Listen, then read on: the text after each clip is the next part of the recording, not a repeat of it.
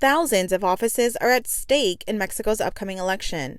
Almost half of the country will elect new governors. Christian Dunn, a representative for the Morena party, says June 6 will be a historic day for Mexican citizens to go to the polls. This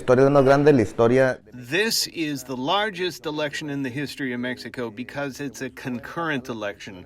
Before, local elections were held one year and federal elections the next. For the first time, federal and local elections have been combined. In Baja California, 7 candidates are running for governor.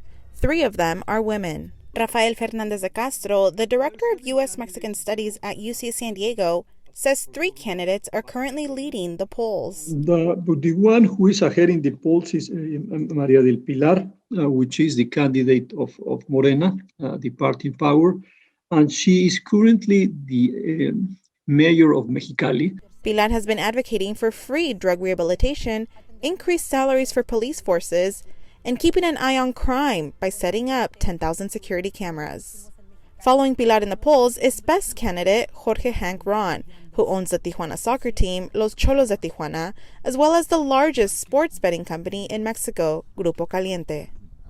Who is a very controversial figure in Tijuana, in the entire Mexico.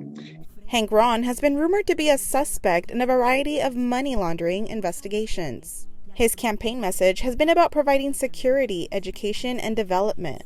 Fernandez de Castro says Hank Ron may also be taking votes from another top 3 candidate. Well, people say that he's basically dividing and just limiting the chances of the coalition between PAN and PRI, who have Guadalupe Jones, a former Miss Universe. Originally from Mexicali, Guadalupe Lupita Jones doesn't have much political experience, but says this is to her advantage as she says she is a true citizen candidate.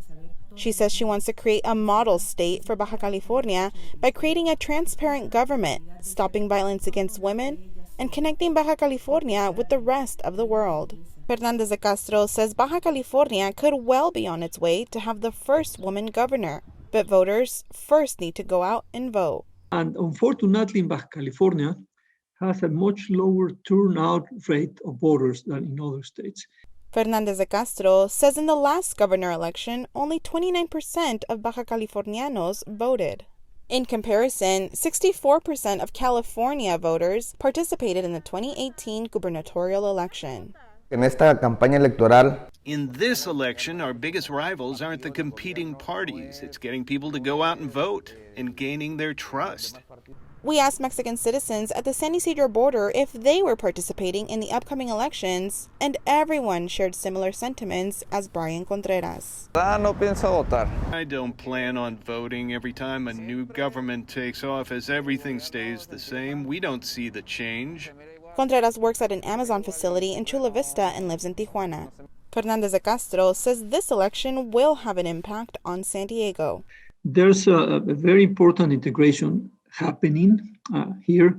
It's not only on the economy, it's tourism, it's social. There's a lot of family ties. He says the connection between the U.S. and Mexico hasn't been taken advantage of due to poor government, but this election could shift that.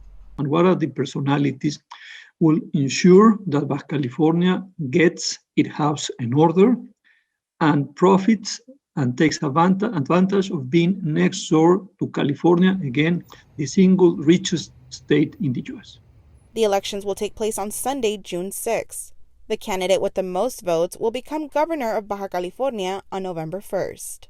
Tanya Thorne, KPBS News.